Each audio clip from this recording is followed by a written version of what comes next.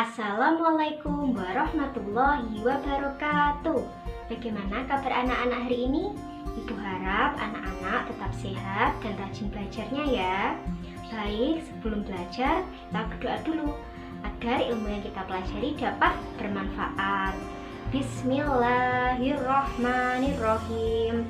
Rabbi zidni ilma warzuqni fahma. Amin. Hari ini anak-anak akan belajar subtema 3, pembelajaran 3 dan 4. Materi yang pertama yakni melaporkan hasil wawancara. Apakah anak-anak tahu apa itu wawancara? Wawancara adalah proses tanya jawab antara pewawancara dan juga narasumber. Adapun langkah-langkah sebelum melakukan wawancara antara lain: yang pertama yakni menentukan topik wawancara. Kedua, menentukan pokok-pokok yang akan ditanyakan. Ketiga, menyusun daftar pertanyaan untuk berwawancara. Yang keempat, menghubungi narasumber. Kemudian, menyiapkan alat dalam berwawancara. Melakukan wawancara dengan sopan dan menggunakan bahasa yang baik. Kemudian, menulis hasil wawancara, mendiskusikan hasil wawancara, dan terakhir menulis laporan hasil wawancara. Materi yang selanjutnya yakni melestarikan lingkungan dengan apotek hidup. Sebelumnya, apakah anak-anak tahu apa itu apotek hidup? Apotek hidup merupakan berbagai tanaman obat yang ditanam dan dimanfaatkan untuk keperluan sehari-hari sebagai pengobatan. Dengan tanaman obat yang dibuat secara alami, maka akan lebih cepat menyembuhkan dibandingkan dengan cara-cara yang ilmiah.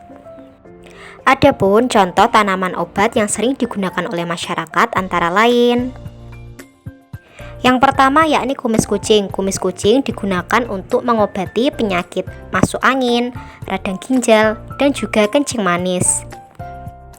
Yang kedua yakni kayu putih. Kayu putih sangat terkenal di Indonesia, fungsinya untuk menghangatkan badan. Yang ketiga yakni kencur. Kencur dapat digunakan untuk menghilangkan kembung, mual, masuk angin, serta untuk mengobati batuk. Yang keempat yakni kunir. Kunir bermanfaat untuk mencegah sariawan, panas dalam, serta baik untuk wanita hamil. Yang kelima yakni mahkota dewa. Mahkota dewa digunakan untuk menghilangkan racun-racun dalam tubuh, serta sumber antibakteri dan virus. Yang keenam yakni mengkudu. Mengkudu bermanfaat untuk mengurangi hipertensi, sakit kuning, demam, flu, dan batuk. Yang ketujuh yakni buah merah. Buah merah digunakan untuk mencegah penyakit mata, cacingan, dan juga kulit.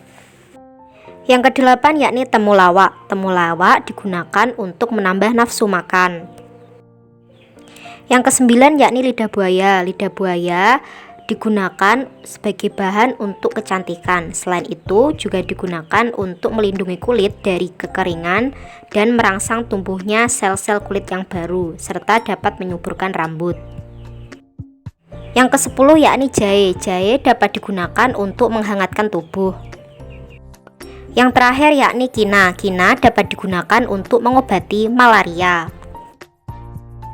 Materi yang selanjutnya yakni kelestarian lingkungan hidup. Apakah anak-anak tahu setiap orang berkewajiban untuk memelihara kelestarian lingkungan hidup? Tanggung jawab kita terhadap lingkungan sangat besar, karena kita sendiri yang mempengaruhi lingkungan. Jika kita mau hidup sehat, tentunya kita harus bertanggung jawab untuk menjaga dan membersihkan lingkungan kita. Kelalaian terhadap kewajiban kita untuk menjaga lingkungan akan berdampak besar bagi manusia. Dampak tersebut antara lain: yang pertama yakni banjir.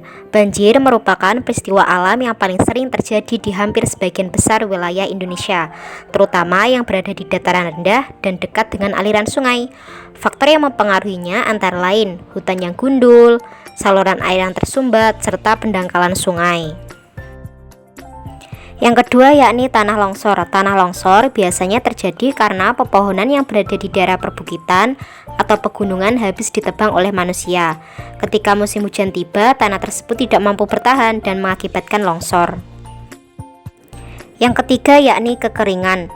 Kekeringan biasanya terjadi pada musim kemarau dan masa peralihan. Suhu udara semakin panas akan menyebabkan perubahan iklim, sehingga menambah parah bencana kekeringan.